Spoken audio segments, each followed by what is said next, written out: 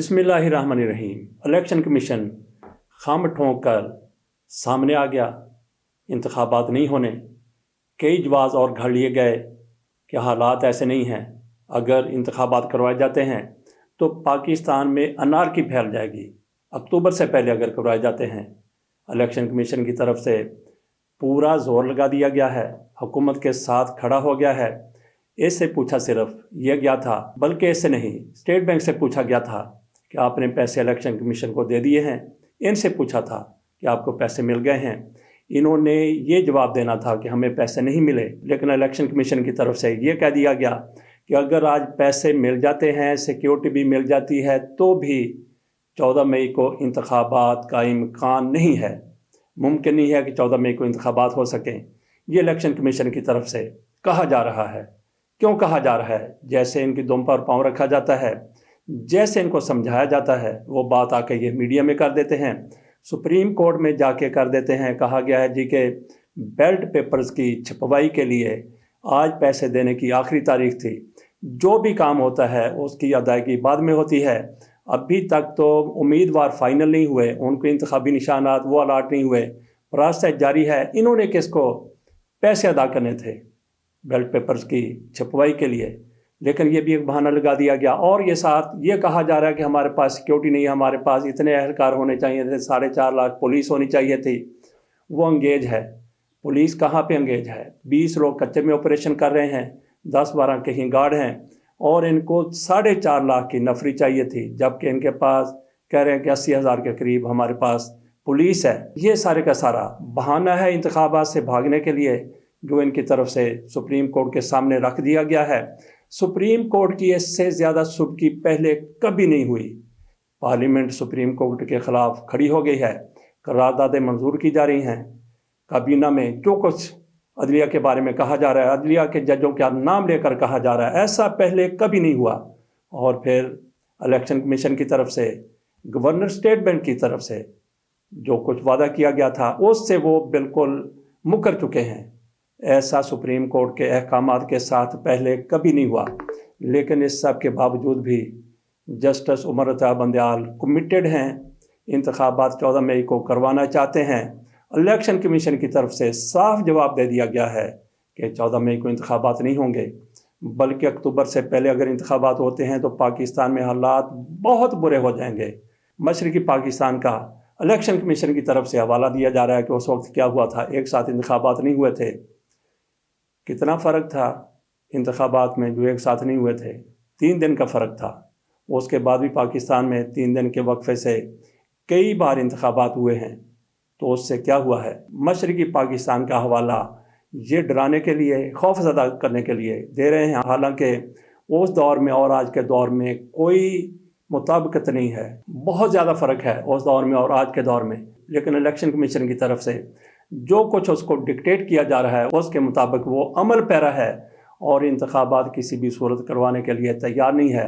लेकिन जस्टिस उमर अता बंदयाल 14 मई से आगे जाने के लिए तैयार नहीं है। इमरान खान ने जब वज़ीर-ए-आज़म हाउस छोड़ा था तो उन्होंने आखिरी मुलाकात में जो उनके सहाफ़ियों के साथ हुई थी, उन्होंने ये पूछा था कि कोई अदारा, कोई बड़ी शख्सियत रह तो नहीं गई जो मेरे ख़िलाफ़ ना हो। आज भी वो सवाल कौम के बिल्कुल सामने है कि कोई अदारा, कोई शख्सियत, कोई स्टेक होल्डर रह तो नहीं गया जो इंतखाबात की मुखालफत ना कर रहा हो। जिस तरह से एस्टेब्लिशमेंट इंतखाबात नहीं होने दे रही, जिस तरह से ये हुकूमत चाहती है कि इंतखाबात ना हो, इलेक्शन कमीशन इन सब का मोहरा बना हुआ है। अगर इस सूरत हाल में भी इंतखाबात हो जाते हैं, उमर अता बंदयाल की ये बहुत बड़ी कामयाबी होगी। लेकिन उमर अता बंदयाल के गिर्द घेरा इन लोगों की तरफ से डाला हुआ है।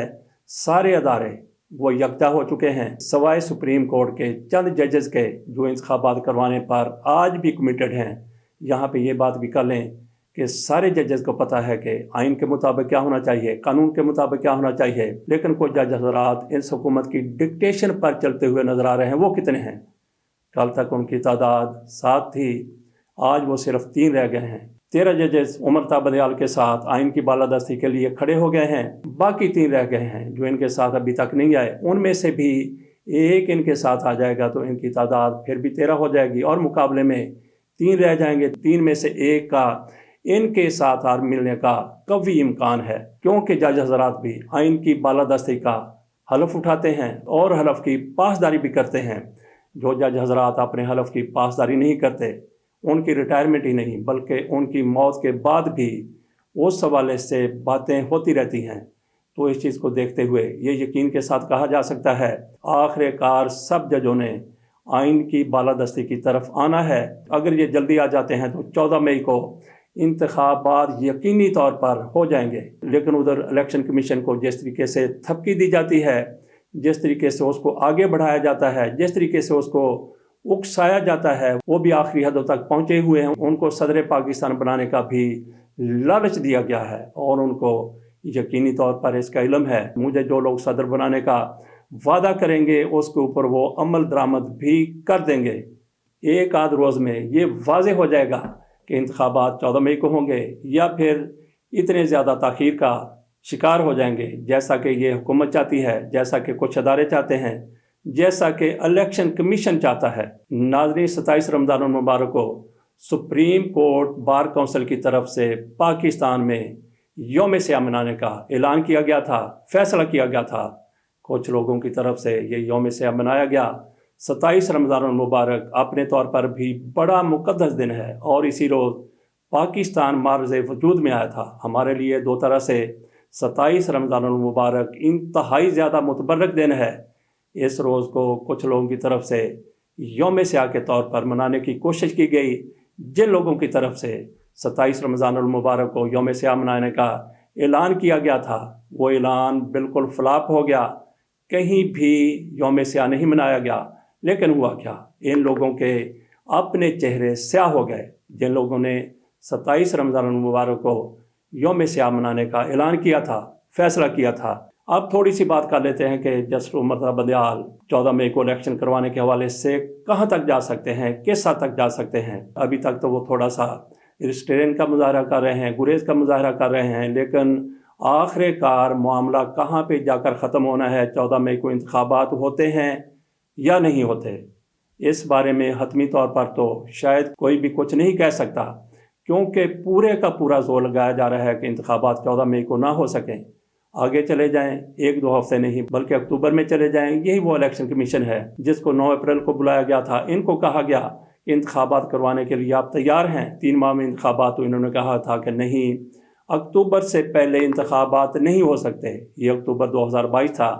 آج یہ بات کر رہے ہیں کہ انتخابات اکتوبر 2023 کو ہوں گے۔ انتخابات 14 مئی کو ہوتے ہیں یا پھر ڈیلے ہو جاتے ہیں، کتنے ڈیلے ہو جاتے ہیں، جتنے بھی ڈیلے ہو جاتے ہیں، لیکن ایک اٹل حقیقت ہے کہ جو لوگ انتخابات کو التوا میں ڈالنے، تاخیر کا شکار کرنے کے لیے کوششیں کر رہے ہیں، سازشیں کر رہے ہیں، سارا کچھ کر رہے ہیں، ان پر توہین عدالت لگنی ہے، ہر صورت لگنی ہے۔ شہباز شریف بھی اس کے زمرے میں آئیں گے، رانا ثناءاللہ آئیں گے، اور سب سے پہلے ان میں سے پکڑا جائے گا تو پھر وہ وزیر قانون ہے جو سب سے زیادہ قانون کا ماہر سمجھا جاتا ہے۔ وہ قانون کا ماہر ہے یا نہیں ہے؟ یہ سارے لوگ بشمول چیف الیکشن کمیشنر کے توہین عدالت کی گرفت میں آئیں گے، ضرور آئیں گے، یقیناً آئیں گے۔ انتظار کرنا ہے کہ کب آئیں گے۔ اس کے ساتھ اجازت دیجیے، اللہ حافظ۔